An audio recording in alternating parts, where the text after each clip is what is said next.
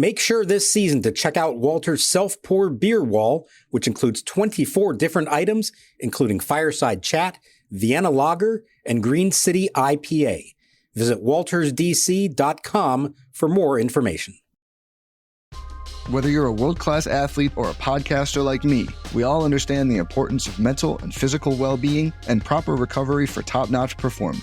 That's why I'm excited that Unified Healing is sponsoring this podcast. Unified Healing is a new and super innovative global network of wellness centers powered by Energy Enhancement System, or EE System. If you haven't heard of the EE System, you'll want to listen up. This technology promotes wellness, deep relaxation, purification, and rejuvenation. At hundreds of locations across the globe, access to a center is easy and affordable. Interested in experiencing the EE System technology for yourself? Go to unifiedhealing.com/bluewire to learn more and find a center near you.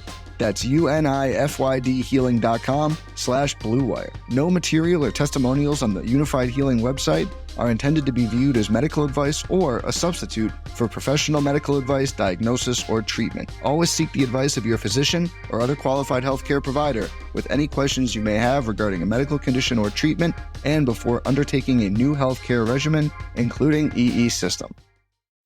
Here's Lindor, and he launches one to left center field and deep. Forget about this one. It is long gone.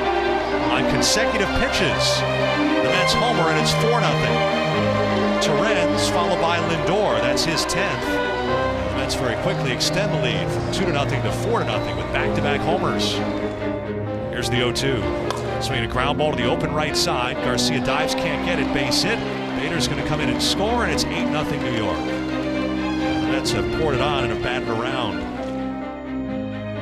And welcome to Nats Chat for Thursday, June 6, 2024. Along with MASNsports.com Nationals insider Mark Zuckerman, who was at Nationals Park. I'm Al Galdi, host of the Al Galdi podcast. It was less than a month ago that the Nats for this regular season were 19-18. They since then are just 8-16. Wednesday, a 9-1 loss to the New York Mets at Nationals Park in a game for which the start was delayed for 85 minutes due to rain. The loss completed a 3-game sweep to a Mets team that entered this series having gone just 6-17 over the team's previous 23 games. The Nats for this regular season now are 27-34, 7 games below 500, furthest from 500 that the Nats have been this regular season. We had a start from Patrick Corbin that was going pretty well, but then went south quickly. We had a rough outing from reliever Jordan Weems, and we had more bad offense from the Nats, including perhaps a low point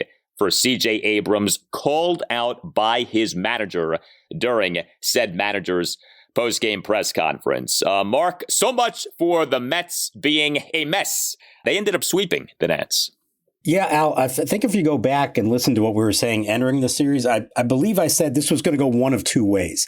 Either the Nats were going to take full advantage of the Mets and distance themselves from them and take pretty strong control of third place, or the Mets were somehow going to bond together, turn their whole season around, and now head off to London feeling good about themselves again. And unfortunately, the latter of the two is what came to fruition. Now, how much of that was credit to the Mets and how much of that is blame the Nationals? Maybe a little bit of both, but this series was, I think, by far the low point of the season to date. And this game was the low point of the series that was the low point to date. There's a lot of stuff that is not going well right now. And for a team that, generally speaking, I think we still feel optimistic about the direction that this is going, it's not been a very straight path in that direction. And this is a big dip downward, I think, these last 3 days. The Nats pitching was not good in this game. We'll get to that. But the bulk of Davey Martinez post-game press conference was spent on the offense, which had another wretched game. The Nats in this game, just 1 run, just 7 hits, all of which were singles, no walks. The Nats went 1-2 with runners in scoring position. The Mets starting pitcher was Luis Severino. He is pretty good. He is having a pretty good season. He had a really good game, 1 run in 8 innings. But if you look at the Nats numbers 1 through 4 batters in this game, CJ Abrams, Lane Thomas, Luis Garcia Jr., and Eddie Rosario, they win a combined 1 for 14 with a single and no walks. Basically nothing happening for the Nats' top 4 batters in the lineup. And then came what Davey had to say during his post-game presser. Now, again, the bulk of the presser was spent on the offense. So you got a lot of thoughts from Davey on what's happening with the offense. But to me, the most telling and significant moment was Davey, in talking about CJ Abrams, basically unsolicited, calling out Abrams to do a better job of getting on base, including threatening Abrams' position as the Nats' regular number 1 batter. Take a listen to what Davey had to say. He's got to get ready. He's got to get ready early. He's got to start focusing on hitting line drives. I mean, he really does. He's got enough power to juice balls, but he's got to start thinking about hitting balls hard on the line, and he'll start. Those home runs will start coming. I mean, but like I said, he's a guy that we need to get on base. If we can't get on base up there, then we might have to do something different. He can't go up there so we have the first pitch every to lead off the game. He's got to start working good at bats. All right, so that was Davey Martinez during the post-game presser. Mark, you know this as well as anyone. It is rare that Davey talks like that. It is. I do feel like, and I know some fans don't love this aspect of it, that he is more likely to talk like that about a young player than a veteran. Even if a veteran is struggling, even if a veteran is committing the same kind of mistakes that a young player is, he kind of lays off of them and is much more apt to say that kind of thing about a young player who is struggling. For what it's also worth, and I don't know the two are connected. I don't know that he was paying attention to it or not. But in the clubhouse, we're going to talk to CJ Abrams after the game. The way it works, we let the PR staff know who we're thinking about that we'd probably like to interview. And, they give the player a heads up so that they know that to maybe be ready for us or not be surprised by us. We went over towards his locker. He was there. He then walked away. We weren't quite sure. Was he just stepping out for a second, coming back? No, he was actually on his way out the door and told one of the PR staffers as he was leaving that he was declining to speak to us. So that's very out of character for CJ, who is a good kid, jovial kid, friendly with all of us. Clearly some frustration there on his part. Now, again, I'm not going to say for certain that was his, in any way, reaction to what his manager said. I don't even know that he was aware of it at that point. I just know that he has been going through a rough time right now at the plate. He was replaced late in this game by Nasim Nunez when they're down by a bunch of runs. There's definitely some frustration going on right now from some CJ Abrams. So I thought that Davey replaced Abrams simply because this was a blowout and Abrams so rarely sits, although he did just recently miss 3 games with a left shoulder ailment. But you think this might have been a benching, an in-game benching by Davey? Well, I don't know, because I don't know that there's really a moment that you could look at and say, he did something egregious. I didn't see a lack of effort necessarily in the at-bats or anything else. I think the frustration mostly is, as a leadoff hitter, your job is to get on base, of course.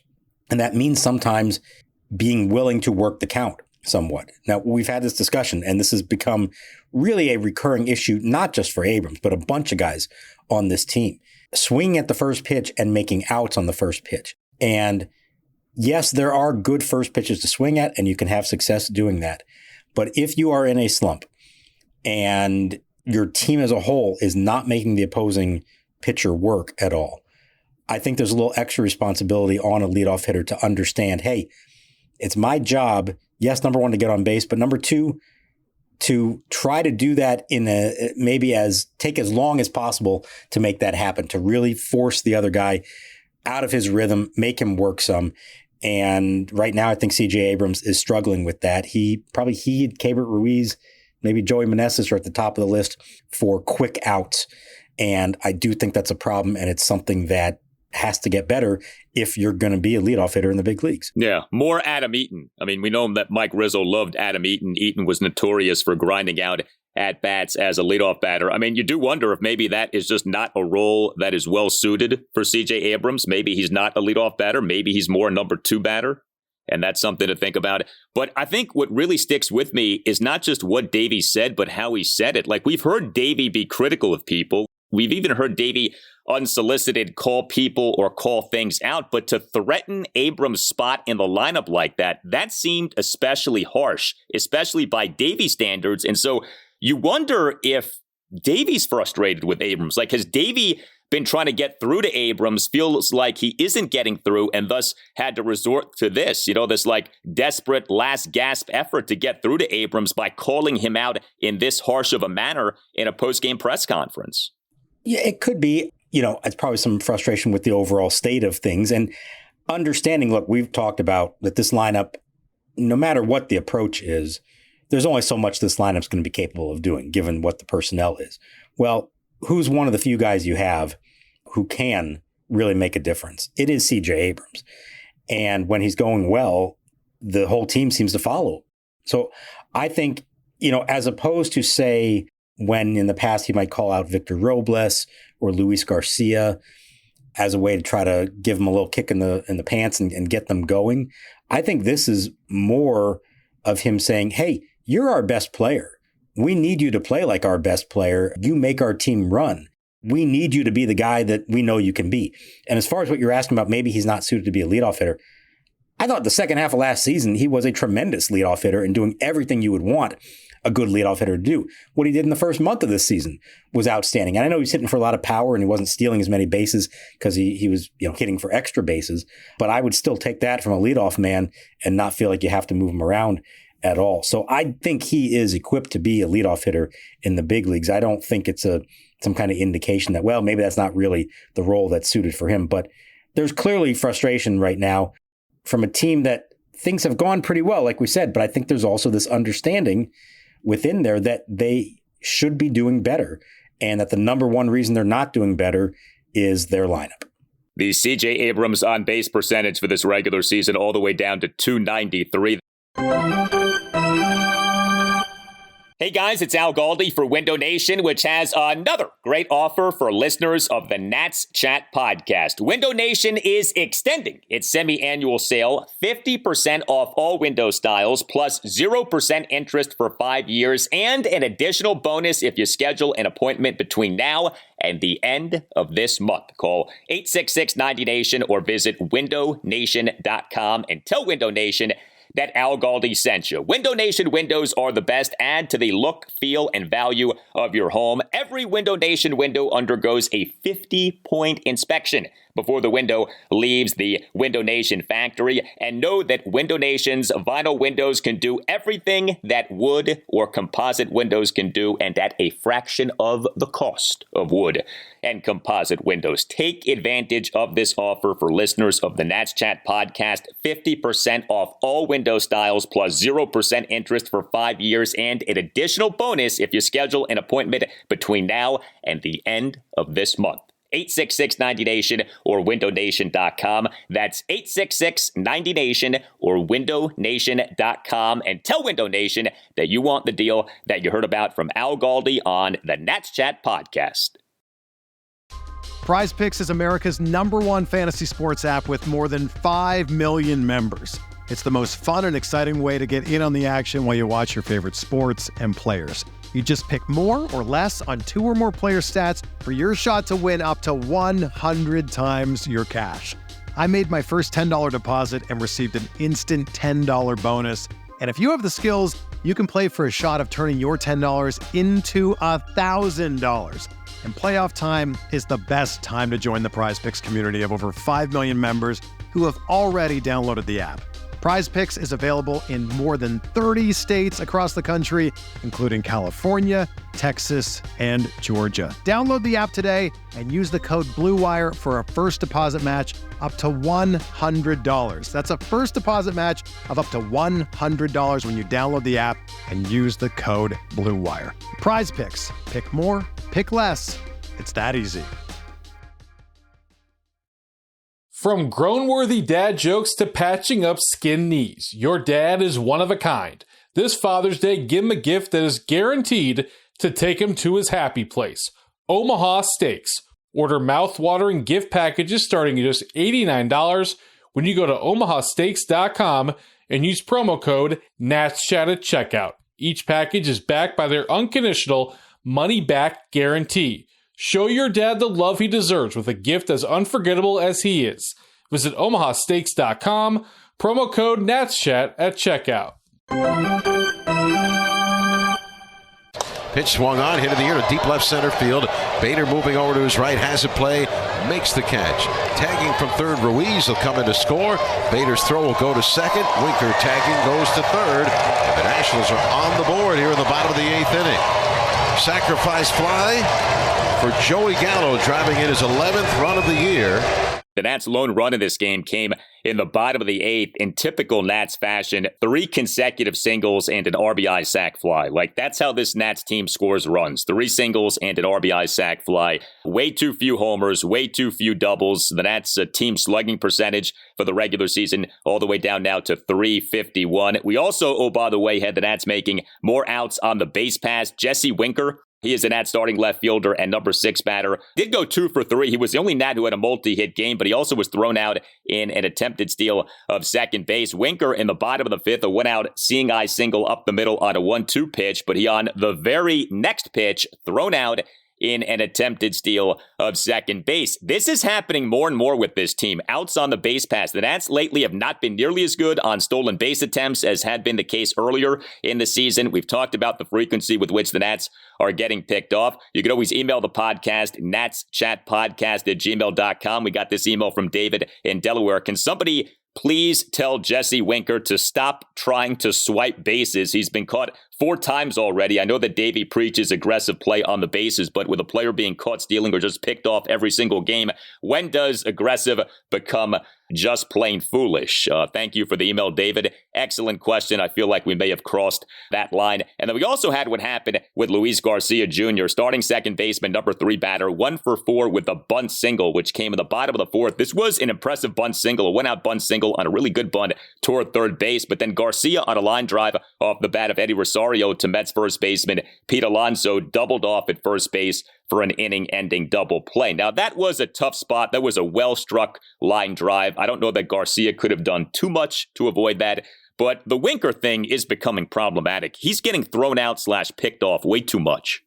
Yeah, I think he all of a sudden decided, oh, I'm a better base runner than I've ever been before. He's got 11 steals, which is way more than you would ever imagine somebody like Jesse Winker to have, and you get greedy and you start trying to do too much, especially on a team, as we've been discussing, struggling to score runs as much as they are. I think that goes hand in hand with the offense right now. They are 18 for the last 28 in stolen base attempts. That's only a 64% success rate. I think you know that for a long time, 75% was kind of seen as the standard. Well, that number's only gone up as smart people have figured out what a waste it is to get thrown out trying to steal bases. And so nowadays it's 85% and up is what you're looking for. So 64% isn't anywhere close to being acceptable. In 1984, you live with that. In 2024, you don't live with that at all. It is something they're going to have to address. Yes, you want to steal bases. It is a big part of their offense, as we know, but you can't force that issue. I think teams now playing them know this is what they do, and they're on high alert. And so pitchers are being more careful. They're making more calculated pickoff attempts, and catchers are more ready for it. You put that all together, and this is what happens. So I do think they need to take a step back, say, hang on a second. We need the right people to be running, and we need to be running at the right time. Yeah, I mean, I said this a few episodes ago. The Nats are easy marks on the base pass, and I guarantee you other teams have noticed this and are exploiting this, and I think that's part of what's happening here. Teams see that they can make the Nats make outs on the base pass, and the Nats do keep doing that.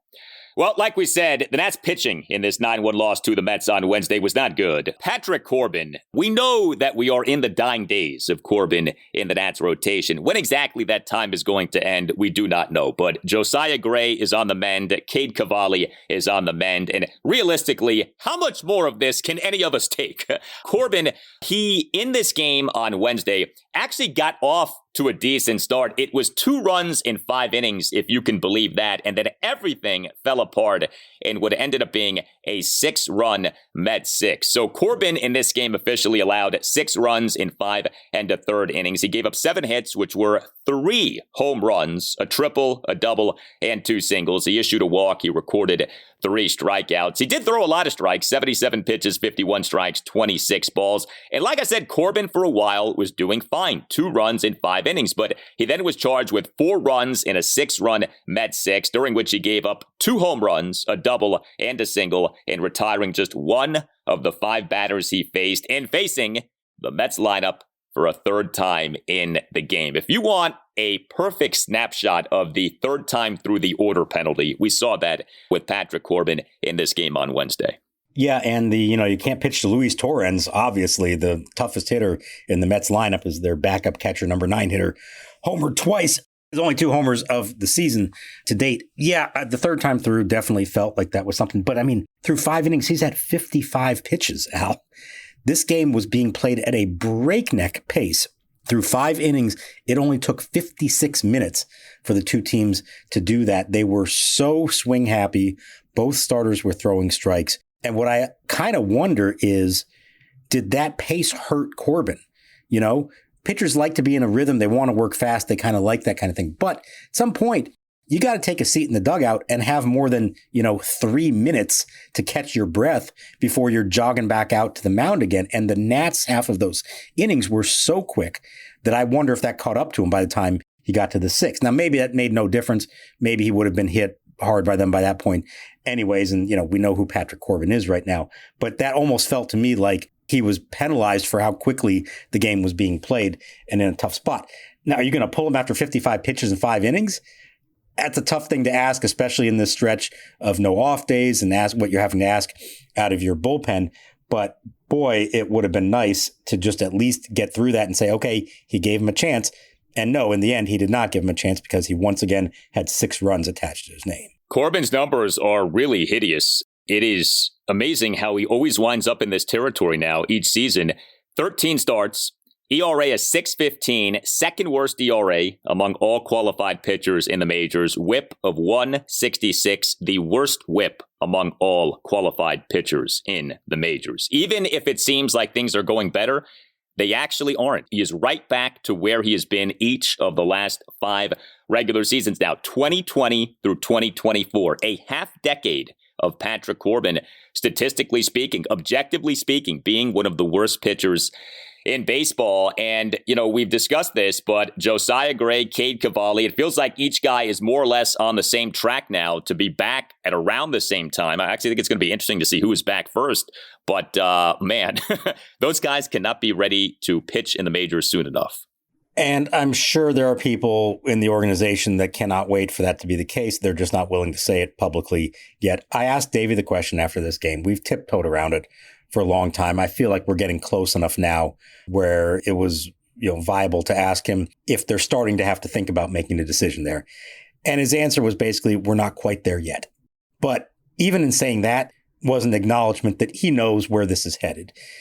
And the reason he's not going to say anything, of course, because we just saw with Trevor Williams, you never know what else might happen between now and then. You hope nothing else happens. You hope nobody else gets hurt or anything else changes that would, prevent them from having 5 other starters besides Patrick Corbin. But it hasn't happened quite yet. And until it does officially happen, they're going to have to keep playing this game where they insist that he gives us 6 innings and that's valuable. And we're going to keep riding, with him. Gray, the good news, he is ready for a rehab assignment. It's most likely going to be Sunday, probably at Fredericksburg. They haven't formally announced that yet, but that looks like where it's going to be. My guess is he's going to probably make about 3 of those. He's already ready to go 4 innings at this point from the simulated games that he's done. So you're talking 2 to 3 weeks, I think, and everything goes well. He's coming back. In Cavalli's case, it's a little curious. He would have been on schedule to make another rehab start in the last 2 days. And they've pushed back on that and have not said when the next one will be. He's been in D.C. the last couple of days as they get a look at him and talk to him. Davey described it as he's pushing so hard. They feel like he's even ahead of schedule a little bit. So they're backing off a little. They want to give him a little more time between starts. We're still ahead of the game a little bit here. So we just want to ease up a little bit. I don't know whether to take that at face value or whether to ask if anything else is going on there. His last start didn't give him any hits, but the command was way off. And, this could be a case of it's not just about getting him healthy, but about getting him to be pitching well when he does come back. So I wonder if they're saying, hey, we didn't love what we saw in the last start, so let's work with him on some things and maybe skip this turn or give him a few extra days. But I'll be very interested to see where and when that next outing comes for him. But with that little development, I'm starting to feel like Josiah Gray is the one who's going to be ready first. Well, look, with Cavalli, there is the conversation of he has not yet proven himself at the major league level. So I think we all want to see him over Patrick Corbin because there's immense upside with Cavalli, but it's not a guarantee that he'll come here and be great. So we'll see. But of course, with him, there is far more of a path to greatness than there is with Patrick Corbin right now. Are you looking for tickets to an upcoming event? That's why you should download the Game Time app. Create an account and use code NATSCHAT for $20 off your first purchase. You get cheaper tickets, and it helps the podcast a bit. Sounds like a smooth 6-4-3 double play. Again, create an account and redeem the code NATSCHAT for $20 off. Terms apply. Download Game Time today. Last minute tickets, lowest price, guaranteed. Swing a line drive, right side, diving stop by Jose Iglesias. Midair catch, and the game is over. Well, we talked about his glove. What a defensive play, a diving catch by Iglesias to his right toward the middle. Robs Garcia of a hit. And this game and this series comes to a close. The Nationals fall at the hands of the Mets to a 3-game sweep. The Nats bullpen in this 9-1 loss to the Mets on Wednesday. 3 Nats relievers combined to allow 3 runs in 3 2/3 innings. The guy who struggled was Jordan Weems. He officially allowed 3 runs in 1 2/3 innings, but he in his outing retired just 4 of the 10 batters he faced. He came into the game top of the 6th, runners at the corners, 1 out. Nats down 4-0. Weems to the first batter he faced gave up a 1-out RBI single by Mark Vientos through the left side of the infield for a 5-0 Mets lead. Weems gave up a 2-out, 2-run double by Harrison Bader to left field for a 7-0 Mets lead, and Weems gave up a 2-out opposite field RBI single by Jose Iglesias through the left side of the infield on an 0-2 pitch for an 8-0 Mets lead, and then Weems allowed a run in the top of the 7th. He, in that 6th inning, actually wasn't getting tattooed. So some of those hits were soft contact hits, but still, he was not missing bats. He was not getting outs. He did not have a good outing. Dylan Floro did toss a scoreless and hitless top of the 8th, and maybe the number one bright spot in this game, Tanner Rainey. His best outing in ages. I actually felt good for Tanner for doing this. He tossed a perfect top of the 9th, despite facing the Mets numbers 1 through 3 batters in Francisco Lindor, Pete Alonso, and Brandon Nimmo. And yes, a supremely low leverage spot, but good to see Tanner Rainey do that. But Jordan Weems had some problems in this game. Yeah, and he's had a decent number of these kind of outings that have not gone well for him. I feel like Rainey's clearly the lowest man on the bullpen totem pole, and I feel like Weems is next on that one. A guy who not that long ago was kind of being thought of as like your 7th inning reliever, or somebody that they were counting on for some big outs and higher leverage spots. And he's definitely fallen down the depth chart since then, where he mostly pitches when they're trailing. That could have changed the outlook on Corbin's outing in some way. I mean, 2 inherited runners they allowed to score and then just let the inning get completely out of control on him. And we have seen some of these. I know it's been a long stretch for the bullpen. They've asked a lot. You are seeing these last few days, Davey asking some guys to go multiple innings. I think understanding that he needs to use fewer relievers per game because he's got to make sure others are available the following day. And that's been a tough thing that doesn't necessarily give you the results that you want, but maybe at the expense or the benefit of more guys being fresh for the following day. Well, Weems just pitched multiple innings in game 1 of this series. Weems in the 8-7 loss to the Mets on Monday evening, 2 scoreless innings, 3 strikeouts. He looked good, but he worked 2 innings, comes back 2 days later, less than 48 hours later, and ends up struggling. This has been a merciless stretch. I mean, the fact that the Nats go from this series right into a 4-game series against the Atlanta Braves is brutal. I mean, just when you talk about like the feel, the rhythm of a baseball season, Thursday should be an off day for the Nats. Like, they've been playing all these days without a scheduled off day. It feels like Thursday should be an off day, and it isn't. The Nats have to go headfirst into a series against a really good team in the Braves. And with the bullpen, it does continue to amaze me how few bullpen roster moves we are seeing. And we've talked about this, I know, but they don't have optionable arms. They don't have arms worthy of being summoned to where they can send a guy down to Rochester, bring someone up from Rochester. Teams do this all of the time, all across the majors. The Nats seemingly never do this, and so you wind up with fatigue relievers. Well, they used to do it, but they don't have the right arms to do that anymore. There was always one guy who was, okay, this is going to be the up and down guy all year because he has the options. We're going to take advantage of it. They don't have that. It's Robert Garcia, and they kind of need him as the only lefty and who has done, I think, more of a good job than not. And if they make the move that we all expect them to make at some point here and Corbin goes to the bullpen, that means somebody else is out and Rainey would be probably the likely choice, although maybe he's starting to get it together. But that's not going to help the situation in terms of having relievers with options. So it is a bit of a problem. And I don't know what the answer there is other than they get to a point, perhaps, either somebody gets hurt, you hope doesn't happen, or somebody is struggling enough that you're willing to DFA them. And maybe there is somebody else that you can call up who does have options and at least give you the ability to now move guys up and down and not just go with the same 8 all the time. It is funny how baseball can work. It was less than 2 weeks ago that the Nats won 3 of 4 games at the Braves. Now the Nats get swept at home by the lowly Mets, but next up are the Braves for another 4-game series, this one at Nationals Park. We shall see what transpires. Game 1, Thursday evening, 6:45. Mitchell Parker will be the Nats starting pitcher, and he'll oppose former Nats prospect Reynaldo Lopez.